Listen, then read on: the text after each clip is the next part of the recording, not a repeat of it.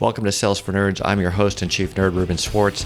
If you started a business because you love serving clients but realized you didn't like the sales and marketing aspect of running that business so much, this is the podcast for you.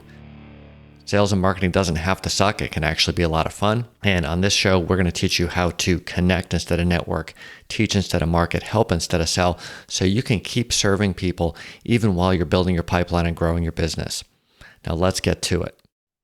Today, I'm super excited to have with me Michael Roderick. He is the owner of Small Pond Enterprises, and he specializes in how to get people talking about you when you're not in the room. And he makes a note in a good way, because that's always the part that I struggle with. Michael, welcome to Sales for Nerds. What do you have in your glass? So I've actually got a White Claw today, and I'm a big fan of alcoholic seltzer. I've just always really enjoyed that as the choice. So yeah, I'm excited. Okay, now do these White Claws come in different flavors? Oh yes, yep. So And this let's be one, specific for people here. of course, this is a ruby grapefruit All White right. Claw. Yeah. There we go. Now I'm going to sound so snooty when I'm like, I have my Chateau Jondé Mouly en Médoc Bordeaux blend. But Oh man, I don't belong cheers. here. Show me the door. Cheers. Cheers. So, Michael, I like to start by asking people, how did they get into what they're doing? Because I don't think I've had a guest yet who grew up and spent childhood fantasizing about their future career. So tell Yeah. us a little bit about the journey. Yeah, so I started out actually as a high school English teacher, and I went Ooh. from being a high school English teacher, right? I went from being a high school English teacher to becoming a Broadway producer in under 2 years. And there was a lot of curiosity that people had about that. They were very curious as to sort of how I had moved so quickly, how I was getting into all the rooms I was getting into. And at the very beginning of it all, I kind of thought, okay, well, it's networking, right? It's just I'm a nice guy. I connect people. I do this whole sort of like relationship building thing. And probably about 5 or 6 years back, I took a moment to ask myself, okay, if I took networking out of the equation, what was it that got me into all these rooms? And I had this realization that was because people were always talking about me when I wasn't in the room in a good way. Like they were always just like saying, "Hey, you've got to meet Mike." They'd make introductions, they'd send folks my way, and I started to realize, well, wait a second. If we can craft that, like if we can make ourselves referable and get people talking about us when we're not there, then the networking kind of takes care of itself because everybody just starts introducing you to the people in their network as like the shiny object. Now, quick question. Yeah. Higher maintenance, high school students, parents of high school students, or people on Broadway? Ooh. I'm gonna go. I'm gonna go with parents of high school students. That was going to be my guess. It's As a parent of you're high school always students. yeah, you're just there's always logistics that you're sort of dealing with in regards to that, and you've got the whole spectrum from the parent who like doesn't care about what's happening with the kid all the way to the parent who's literally just like, why did my kid get a B on this, on this thing when they should have gotten an A, right? Like you get the whole sort of range. So it's a lot to be paying attention to and sort of stay on top of. So yeah, I would definitely go with high school parents. Got it. And, I want to get into the good stuff, the stuff that people are really here to listen to. But at the same time, Yeah. I feel like we glossed over some important things like, why did you decide to stop being a high school teacher and produce Broadway shows? Yeah. So I'd always been in the theater world. I'd always loved theater. I had written plays myself. I had worked on a lot of these smaller projects. But basically I kind of got to this place in teaching, and I actually remember reading at the time I was reading Seth Godin's book Lynchpin. And in there's a section in the book where he talks about how school was literally built to teach us how to be better factory workers. And I had this moment where I was like, I'm a factory worker. Like that's really what I'm doing here. I'm just pumping kids through to get past some standardized tests. And I was like, I don't want to just do that with the rest, with the rest of my life. And I'd really started to get known in the theater world. I was meeting a lot of people. I was learning a lot about the industry. And I was like, you know what? If I don't do it now, if I don't try it, like it, I'll be waiting for years to try and make it, to make it happen. So I just started raising money for Broadway shows. I left teaching and started just getting investment, getting things going, and started getting some projects under my belt, and just kind of took off from there. Okay. And then when you went back to sort of analyze how this worked, how did you come to the understanding that, oh, it's other people talking about me when I'm not there? Yeah, so during that time when I was producing on Broadway, I because I was very fascinated with networking and relationship building, I spent a ton of time basically taking one-on-one meetings. So there were days where I would literally sit in a coffee shop, um, and I would be there from like 8 in the morning to like 6 at night. And I would literally just be spending the entire day just taking meetings, like one person after another. It was like a rotating kind of thing. And I had started to just build all these like relationship building frameworks and teach these ideas and sort of teach these concepts. And anytime people would ask me for advice or sort of support or something like that. And over the years, I would have people who I had met 2 or 3 years before have not seen me for 3 years and come back and say, I still remember that thing that you taught me about asking.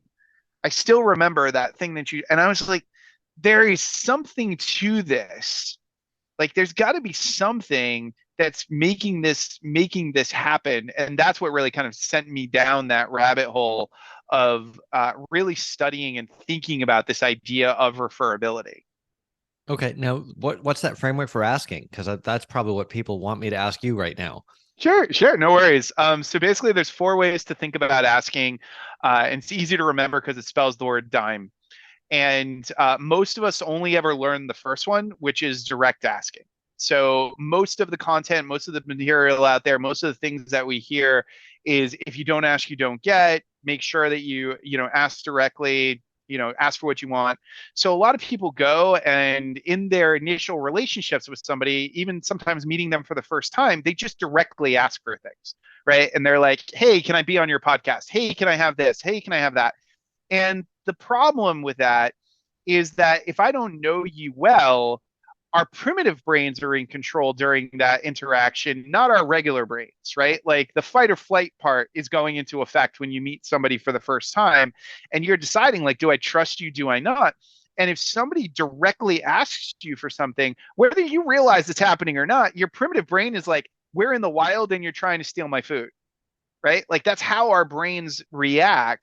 So direct asking is actually not very effective unless you have a pretty established relationship with somebody and you've already decided that like you just ask each other for things, right? Like if you have a close friend, you can go to your close friend and say, hey, dude, I need help with XYZ, and there's no problem. But somebody that you barely know, direct asking isn't very effective, right? So what is effective?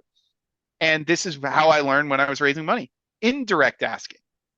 And indirect asking is when you make the other person a thought partner in solving your problem. Because you say, I'm raising money for this show, and I'm not going to, I don't want to ask you. I know that you get asked all the time because you're a big time investor, but I'm curious if you were in my position, who do you think are the best people to talk to about raising money for this particular project? And the thing is, you limit the things you get in life when you limit other people's creativity. So if you basically, make it so that somebody is like, can just say yes or no, then you're just going to get yes or no. But if you say, do you have any ideas or do you have any thoughts? They're going to come up with all sorts of other ways to help you and all sorts of other things to do. So when you have indirect asking and you really just kind of present this sort of like, hey, do you have any ideas? Do you have any thoughts? You get a lot more opportunity out of it. But beyond that, you have the M, which is the mutually beneficial. And that's when you take the time to really paint the picture for the other person of how whatever you're asking for is also going to benefit them. And you really break that down. You show them, like, yes, I'm asking you to help me with this thing, but this is what you're going to get out of it. And in many cases, you're probably going to get way more out of it than I'm going to get out of it. And then the person's like, oh, yep, that sounds great. Yeah, I want to, I want to do that. And then the final one, which is really probably the most transformative, is the E, which is the extraordinary ask. And the extraordinary ask is the ask you ask yourself. Because most of the time, we make assumptions about what will happen when we make a big ask, when we reach out to somebody that we've always admired, and we join what I like to refer to as the longest line. And the longest line to meet somebody is occupied by all the people who think that that person's going to say no and never try anyway. That's the longest line that you get in. And lots of people get in the longest line. But if you just try, if you just make the extraordinary ask, if you just reach out to that person that you've always wanted to reach out to, there's a very good chance that you might hear back from them. And there's an even better chance that you might hear back from them if you engage in that indirect ask format or the mutually beneficial, because sought after people are almost always asked directly for things. So that's the DIME framework of asking. So direct, indirect, mutual, extraordinary. Mm-hmm. I think I get everything except the extraordinary. What would be a good example of an extraordinary ask? So an extraordinary ask would be saying, okay, I just read this book by Seth Godin. And am I going to reach out to Seth Godin and let him know that I loved his book? Or am I going to just not do it because he's too busy? So I'm asking myself that question, right? Am I going to do this? And if I say yes to myself, then I do that outreach. I make that extraordinary ask. I make that, I take that Hail Mary shot. That's really at the heart of what the extraordinary ask is all about. Got it. Okay, cool. So I got to figure out, how do I get Kareem Abdul-Jabbar on the podcast? That'll be my Nice. extraordinary ask, right? Because Yeah. he's a super nerd, and he'd be really fun. And as a guy growing up as a Celtics fan, I never liked him growing up, and I'm like, man, I really missed out on a really cool guy because I was so caught up in that. But anyway, that's an aside. Thank you for helping me wrap. Now I'll understand it though, so I get the concept. So that was a Yeah. detour, but I thought it was important to ask. And I think it Sure. relates to all the other stuff you're talking about, right? You shared this with somebody, and years later, they remembered you, and they were talking about you when you weren't there. They were probably sharing the DIME framework with other people. So Yep. I think everyone understands the value of having people talk about you when you're not there in a good way, because it's easy to get people Mm-hmm. to talk about you in a bad way. That's not a problem for anybody. Yeah. But how do we do it in a good way? Yeah. So you do it in a good way by making sure that whatever it is that you're creating or whatever it is that you're putting out there actually benefits the person sharing it. Right. So at the heart of things, like when something's shared, we often think that, oh, it's about the product itself. It's about, well, it's just so great that everybody wants to share it. But we forget about the fact that we share things because those things make us look good. If we share a funny meme, it makes us look funny. If we share a TED talk that we enjoy, it makes us look like we've curated and we've thought about it, right? So most of the time, what I find is that we're packaging our ideas and the things that we want to share with people, not in a way that is going to be helpful or sort of useful for them, but in a way that tries to make us look cool. Right. So like we try to make ourselves look cool and we try to come up with all these things to make ourselves look cool. When what we really want to do is we want to craft our ideas, craft our concepts, craft the things that we want others to share in such a way that if they share it, they look cool. They look interesting. So we're going to become one of those funny memes.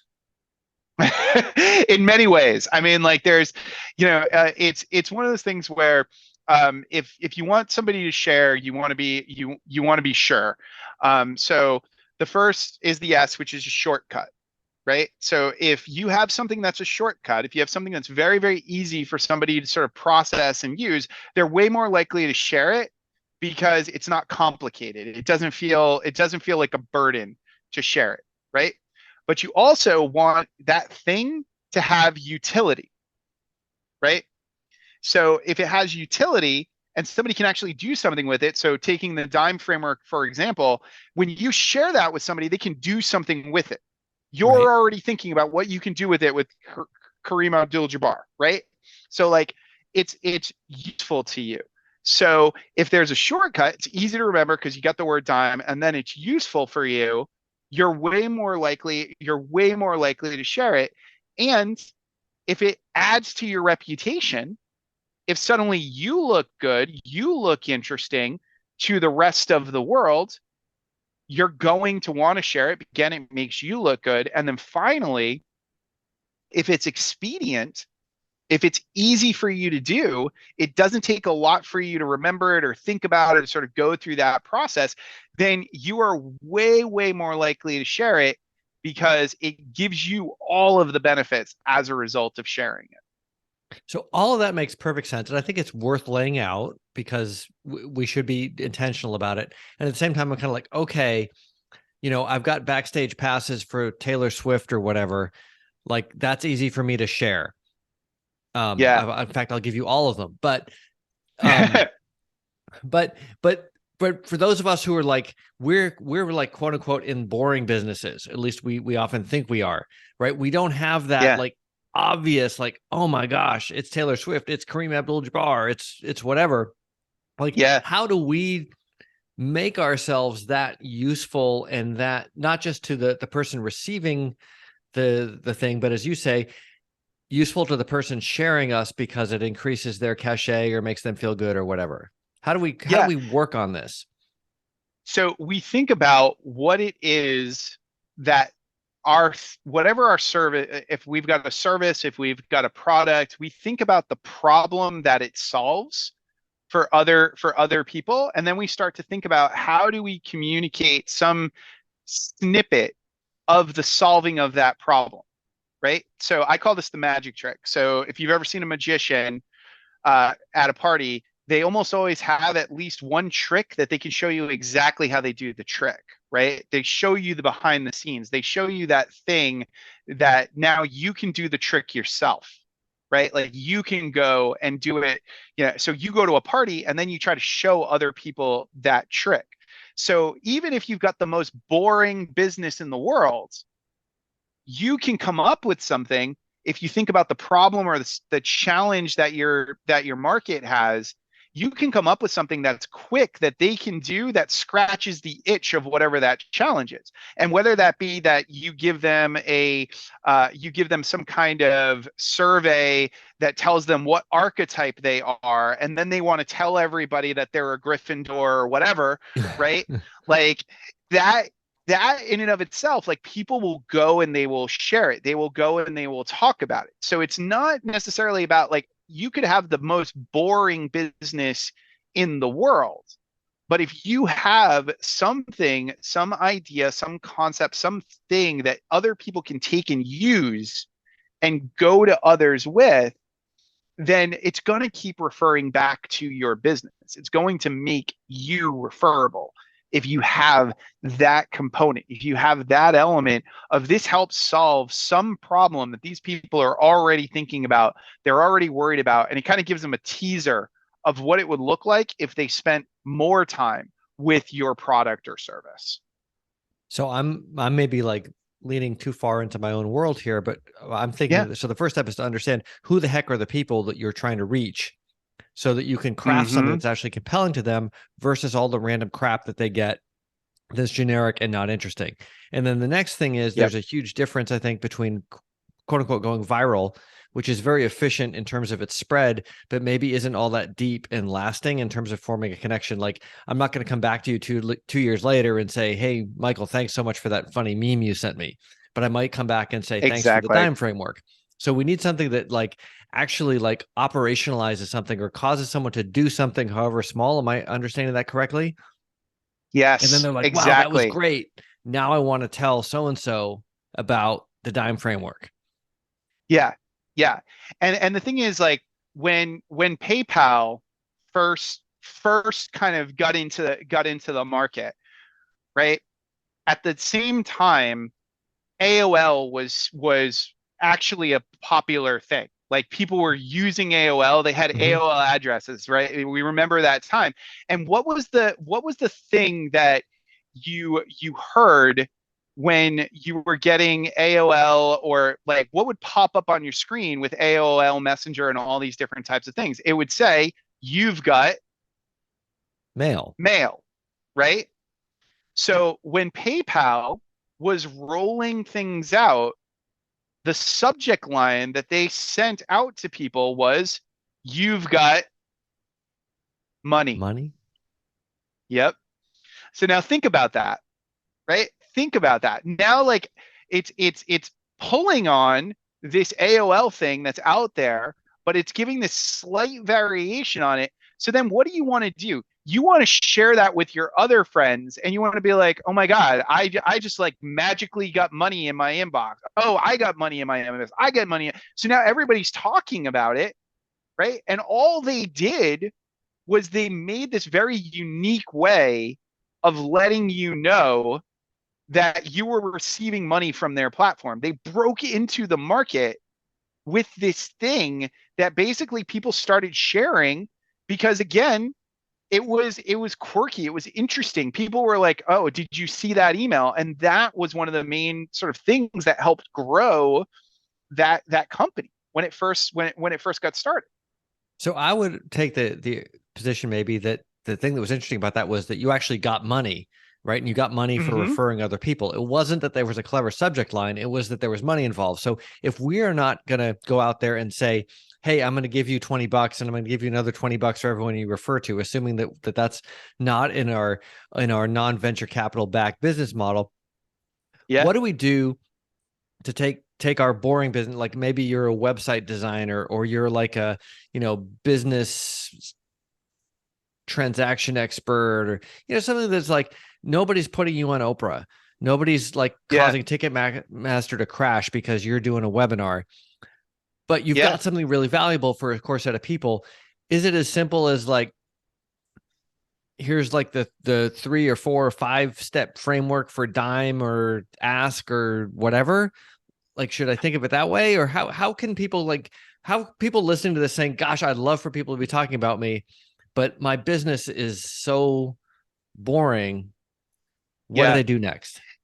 Yeah, so it comes down to specificity. The only reason why there's like this component of it feeling boring is that you haven't gotten hyper specific about what is the view, what is the way that you're doing this, how are you thinking about this, and given it its own name and its own way of sort of processing, right? Like, so that specificity is one of the biggest things. It's like when you decide whatever it is that you do for others or how you're going to help others or whatever it is, you want to think about how do I make this even more specific so that, again, it becomes something that now people are like, "Oh yeah, that's for me. That's Right. for me. That's really useful. That's what I'm looking for. That's what I could use. That's what I could use help with." So the thing is, it's not about. So I'm going to tell you what I consider the best way to be able to talk about what you do or what your business is in a networking meeting, in a conversation with people, and literally have them either tell you that they want to buy from you or um, refer you instantly. Okay. Okay, great. And that is that you do not describe what you do. You do not spend a bunch of time talking about the solution. You do not spend a bunch of time talking about the features and the benefits and all the different types of things that you have. You spend a bunch of time talking about what I like to refer to as the target problem. Okay. So most people think about a target market. They think, "Oh, I sell to dog owners in Peoria who love PayPal," right? But they don't think about the aspect of a target problem. So they say, "Oh, well, this helps you make more money." But they don't go back and say, "Okay, what is a pain point? What is something literally that I have heard my clients tell me or say to me? And how do I use that language and those words to craft a narrative that causes them to be like, oh my God, that's me. Right. So, for example, if I'm talking to somebody on the thought leadership side and I say one of the things that I have seen time and time again is that the people who are subject matter experts who are absolutely brilliant at what they do, they are notorious for deprioritizing the packaging of their own intellectual property. So they do all this amazing work for others, but they don't package it up like the Simon Sineks and the Adam Grants and the Brene Browns of the Mm-hmm. world. And as a result, they languish in obscurity, even though their product and their service is 10 times better than a lot of the other products and services out there because the other people have taken the time to do that packaging. So, what have I done when you listen to that? What happens in your brain? Do you either say to yourself, oh my God, I don't have a framework or a package or a way to sort of describe this thing? Or do you think, oh yeah, my friend the other day was just telling me that they're always feeling like nobody's paying what they're worth or whatever the scenario is. Yeah, that's a great point. So we're focusing on the target problem, which allows the Yep. people in the target market to say, "Oh, that's me," or Yep. people adjacent to the target market to say, "Oh, that's my friend Bob. He's brilliant. He should Yep. be on TEDx with Brene Brown or whatever," but he's not. Yep. So And then, go ahead. yeah. And then once you've nailed that target problem, once you've started communicating that target problem, and you've got people leaning in and being like, what is this like small piece of the solution to that target problem that can cause somebody to be like, oh yes, I'm I'm gonna go off and work on this, right? Like what is that little tiny piece that you can give somebody and say, here, use this, okay? And it's gonna help you. It's going to support you.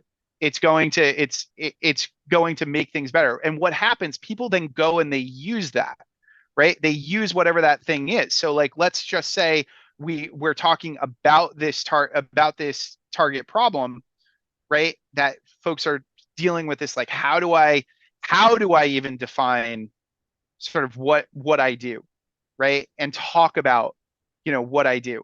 And I have a tool that I use called the jargon grid. And it literally is a grid where you write across the top TCM, which is time, connections, and money. And then you write along the side SAD, which is solve a problem, alleviate pain, and decrease friction. And then you ask yourself, how am I solving a problem for my clients in regards to time? And then you just jot down all of your ideas. How am I solving a problem in terms of their relationships and their connections? Jot down all of your ideas. How am I solving a problem in regards to money? Jot down all your ideas. Well, now what have I done? I've helped you dimensionalize what your offer is. And aren't you going to either want to go through that entire grid yourself or share that grid with somebody else who's saying, I'm not quite sure how to define what I do? Okay. By the way, can people grab this thing on your website? The jargon grid. I don't have a PDF of that. I do have a tool called the referrability rater, which helps them actually basically get a score on their referrability, and they can get that at myreferabilityrater.com. Okay. Yeah. Gosh, it sounds like we should have a lead magnet for that grid because that seems like it's handy and referable. Yes, yes, and that's all, and that's also the thing. It's like, and I see this across the board, and it happens to me too. It happens to pretty much every expert. You have a thing that like you use all the time, and you're just like, oh yeah, that's that thing that I use all the time, and then that becomes the thing that everybody's wants copies of, and it's popular, and then you have conversations like this, and you're like, yep, I gotta get a PDF of the grid together, kind of thing. Because for you, it's just so basic that it doesn't register as being remarkable. And Exactly. that's Exactly. why you got to be talking to people who are going to be like, oh, that's interesting, or oh, the ask framework, the dime framework. Like that's actually Yep. interesting. So it's almost like if I could summarize it, this is almost like a verbal lead magnet that your network can deploy on your behalf. Yep. Would that be fair? Yep. Right. A And for hundred folks who are percent. not familiar with lead magnets, it's like this is a thing on your website that somebody enters their email and they get access to some content that's really helpful in you solving your problem and that hopefully makes the person granting it look good. This is a way for somebody who's not on your website but is talking to somebody who knows about you to kind of get that mimetic link to you and your ideas. Am I doing this right? Am Yeah. I following? Okay. Yeah. 100%. And if you in conversations focus on the target problem and really dial in the target problem, basically you put people in a position to be helpful. They hear that and they either say, "Oh my God, I know somebody who needs that," and they want to make referrals for you because they hear that pain point and they're like, "I want to help my friends." And again, it goes back to looking good. We refer because we want to look good to our friends. We want to look like we know good people who can fix their problem for the money that they're spending so that they don't get screwed over, right?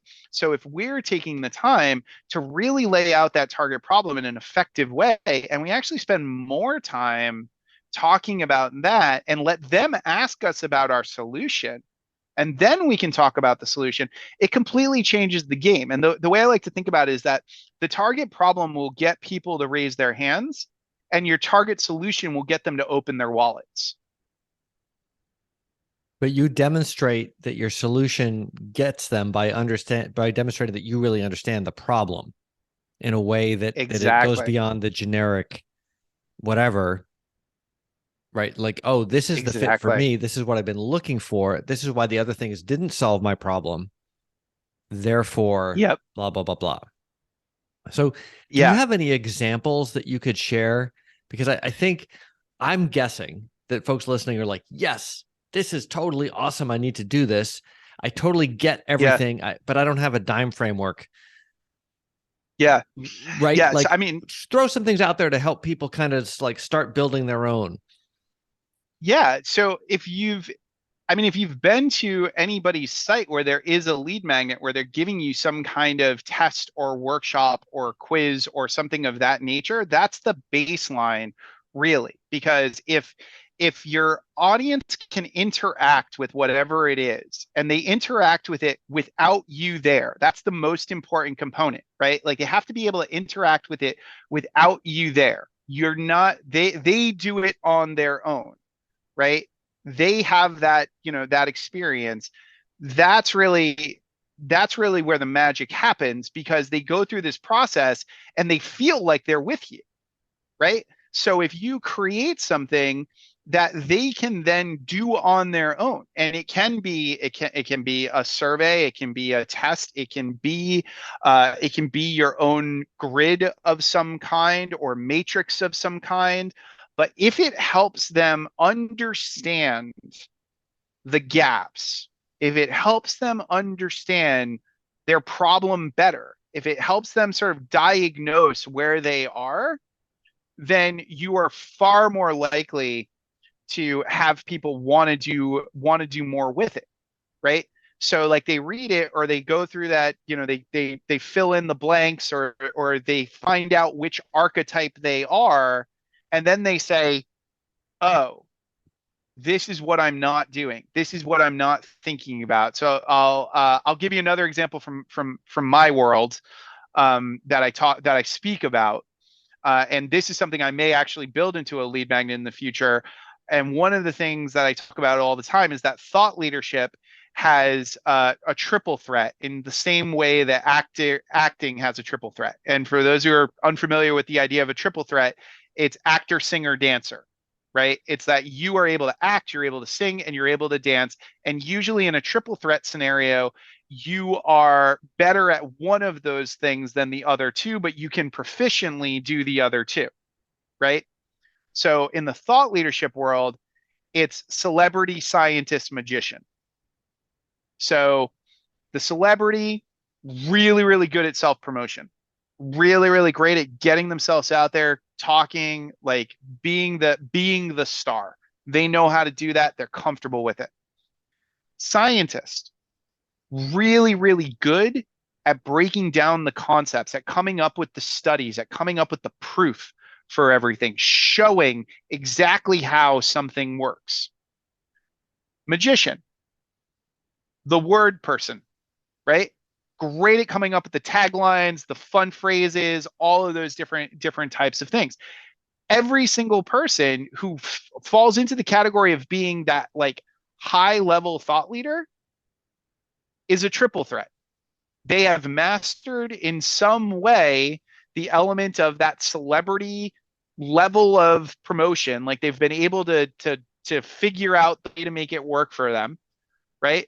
They have the science. They've taken the time to come up with some way to really prove or sort of break down what it is that they have to talk about. And they have the magic. They come up with the fun, interesting phrases. It's the combination of those three things that build and make the thought leader. So one thing that could very easily be put into a lead magnet, if I were to use that framework, would be to say, okay, take this test and figure out which is your dominant one. Are you the celebrity? Are you the scientist? Are you the magician?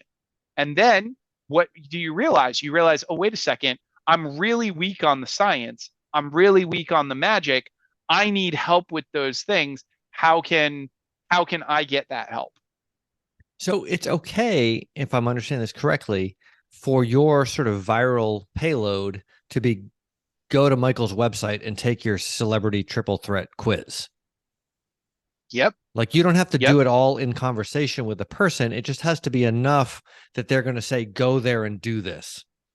So if you've got a Exactly. compelling enough lead magnet, the lead magnet can do the heavy lifting while you're not there. You just need the other person to say, point you. They don't have to explain the whole framework, the whole concept. They just have to rave about it enough Nope. that they share it with you and you want to go do it. Okay, that's really helpful. Yeah. So, because I was Yeah. thinking originally that this had to all transpire in the conversation between the two people. So Nope. your magic Nope. can exist elsewhere. It just has to permeate enough to to have an impact. Okay, that's great. Ex- exactly. And it's the type of thing where if you get good enough at breaking down that target problem and sharing just a slight element of that solution, basically people will then go and share it. And it doesn't matter if they remember all of it. It doesn't matter if they all they need to remember is one little piece of it, right? So somebody will listen to this podcast and they're not going to remember celebrity, scientist, magician. They're literally just going to remember celebrity. And they'll be like, I was listening to this podcast and this guy Mike was talking about this whole, thing about people struggling with being the celebrity and how like it's hard for folks to speak and like that. And then they're going to be like, well, oh, that's interesting. Where did you learn that? And it's going to circle back. It doesn't have to be the whole thing. And they might just be like, there's this guy and he's drinking White Claw, talking about celebrities. Exactly. Exactly. Right. And that's the thing. It's like it's we can't control the thing that a lot of people get into is this idea like, you know, I want word of mouth, right? Is one of the Mhm. biggest things that you hear, right? Like I want word of mouth. I want word of mouth. But what you want is not word of mouth. You want to be able to put the words in other people's mouths. Like you want them to be able to say something that's going to send them back to you, and you want to make it specific enough so that when they talk about it, it does circle back to you as opposed to just being generic or general, and either forgotten and never spoken about, or somebody hears it and like, yeah, I've heard about that. I've seen that before. Okay, so be memorable enough to be shared, but you can make your website or something else do the heavy intellectual lifting that the end recipient has to go through. And are there other tips that you have about sort of this whole process to kind of make it? Because I feel like it kind of goes back to what you're talking about with the experts, right? So many of Mm-hmm. them are so deep in the knowledge and they're like, oh, I want to make sure that I'm like being exactly correct with the 28 points of blah, blah, blah, blah, which is important. Like you Yeah. want to be right. Yeah. And I respect that versus the sort of the charlatans who are like, I want maximum virality and I don't care about the Yeah. whether it's right. But at the same time, it's like for example, Apple does a good job of, from the chip inside the computer to the whole sales experience to everything else, to make that as compelling as possible. What kind of things should we be thinking about, assuming we've got our dime framework or whatever, that's going to sort of like make the difference between, like you were saying, something that kind of just floats through but doesn't really connect and resonate, versus that thing that's like, oh man, I got to go talk to Michael, the White Claw guy. Yeah. So there are three main sort of principles to understand about referability, and by sharing these three principles, I'm gonna answer that question. Right. So the three main principles, also easier to remember because it spells the word aim, is their accessibility, influence, and memory. And your first hurdle is always accessibility. It's always, can people outside of your industry get it or understand what you're talking about? Or are you in what I like to refer to as the echo chamber of the enlightened, where the people in your industry know that word, or everybody else kind of like knows what you're talking about, but to the rest of the world, you're jargon, right? And they're like, I don't know sort of what to do. So the very first hurdle is always making sure that if you have an innovation, you also have an anchor. You also have something that people already recognize and that they already understand, that you then attach your innovation to, right? So something that they can get right away, going back to the PayPal example, right? You've got money and you've got mail, made it even more accessible, right? If it was PayPal sent you money, it wouldn't have been as accessible because it wouldn't have anchored in something that everybody was already familiar with, right? So that's your first thing, is that you got to think about, how do I anchor this in something that people already know? And whether that be that I'm using this concept and I'm referencing it to pop culture, I'm referencing it to something that people already recognize, I'm using some kind of phrase or concept and I'm just twisting a little bit, whatever it is, you got to have an anchor in order for people to get it. We've covered influence, right? Because influence is all about, will people share it without you asking them to, right? And that is all about, how do you make them look? So you've got to package it in such a way that it's going to make them look better.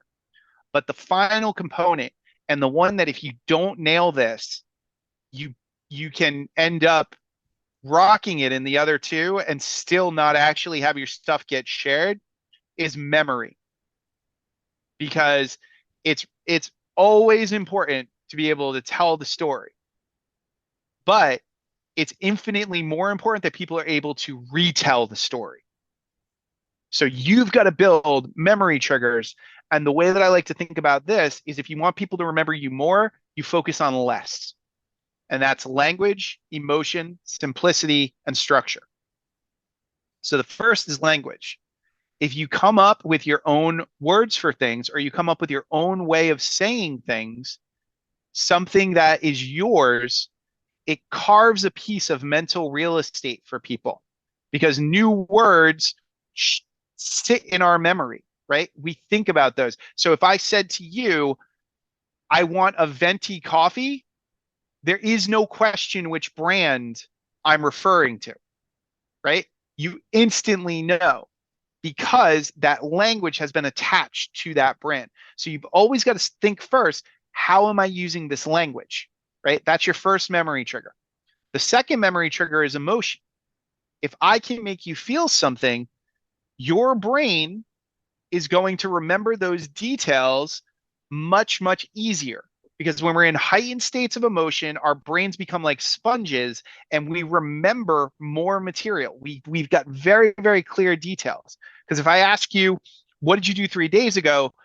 You have no idea of the details. But if I say to you, what did you do on the worst day of your life? The emotion that comes up from that, you know those details. You're thinking about those things. So you've got to ask yourself, how is this thing that I'm creating, is it going to elicit emotion? How is it going to put somebody in that place where they're feeling good, they're feeling, they're thinking about their own experiences, whatever it is, like, how am I going to elicit emotion so I can make that memory thing happen? Simplicity is the next one, because our brains need simplicity in order to transfer that information. So you had talked about the idea of somebody giving you a 27-point checklist. Nobody's going to share a 27-point checklist, right? Too many things to remember. But if it's simplified, where it's these 5 questions, then instantly we're like, okay, yep, I can share that. I can share that with others. And that ties to the last piece, which is structure. And our brains need order in order to process information. So if we don't give somebody a structure to process the information, right? We don't say it follows this pattern and it follows this structure, they usually won't remember it. They won't be able to transfer that information if there isn't a structure. So if you build those memory triggers into whatever it is that you create, and you actually ask yourself, you're like, am I using language here? Am I engaging the emotions? Is this simple? Is this structured? You can look at whatever that lead magnet is, whatever that thing is that you're creating, and you can basically grade it for yourself and be like, okay, yep, is it hitting all these things? It's not. Okay, let's work on these things. So I'm just going to make up something completely random because I go back to like the boring web developer because there's tons of them here in Austin and most of them aren't very well Yeah. differentiated. But let's just say that I'm a web developer and I have a ladder framework that helps you, get the key, what is that, 6 things that you need for your website to work. And it includes, what happens if, God forbid, your website gets hacked and you have to tell your customers, blah, blah, blah, blah. Right. So imagine what that would feel like. And then it also gives you some notion of, what your color scheme should be or something like that. Like, is that kind of where we're going? Like, I'm calling this thing, which is the basic boring, like, hey, your website needs this crap, but I'm going to call it the ladder Yep. framework, which is more memorable and shareable. Yep. And I've got some emotion about what if it goes down or something like that. Am I catching Yep. on? Exactly. And you then basically you think about, okay, going back to that sort of anchor, everybody kind of understands the idea of a ladder, right? So that you've got that anchor element, and if you want them to see it from that unique language standpoint, right? Let's just say, it's the Linux ladder framework. All of a sudden it's tying to those like web developer types of people, and now it's got that sort of sticky where it's like, oh, okay, so and it calls out that market, right? Like it calls out that particular that particular group. And that's the thing, that specificity is huge. So if you are that web developer, it's like, what do you specialize in? Right? Like, are you one of these like geniuses when it comes to Ruby on Rails? Great. If that's the case, then call your thing Ruby on something, Ruby on sales, whatever it There you is, like go. play around, right? It's sort of that, that side of things. And again, people will remember it so much easier. And if they can use it and they're like, wow, this made it so that my website won't crash, or this helps me understand that my website has X number of vulnerabilities. The second that they see the gaps, they're like, oh my God, I need to buy from you. Like I can't do this on my own. I don't want to do this on my own. I'd rather hire you because you help me understand the gaps. And that's the thing, I think that most of the time the mistake that I see people make is that they try to sort of like present the value and sort of talk about the value.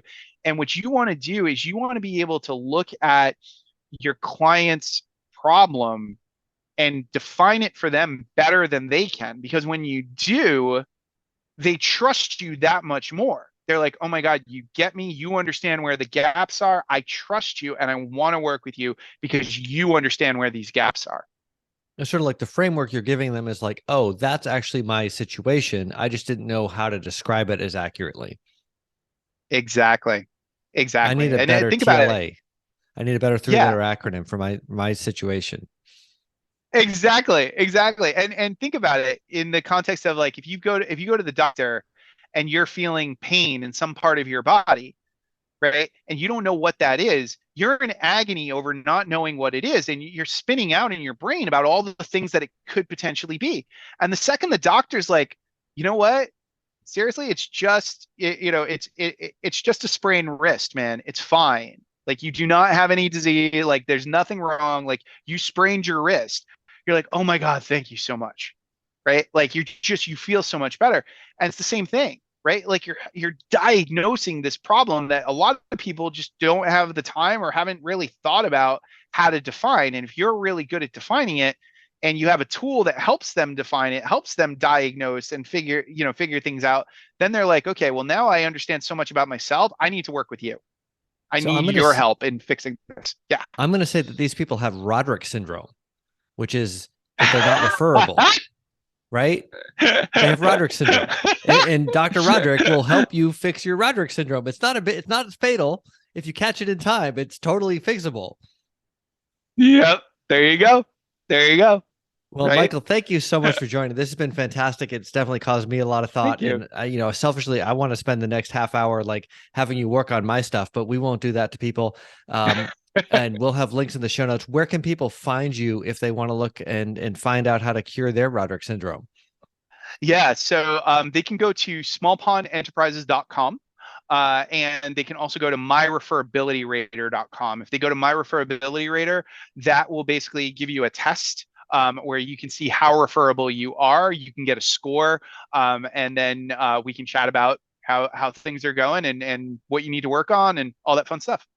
Awesome. Thanks so much, Michael. Cheers. Yeah, cheers. Thank you. Thanks for listening.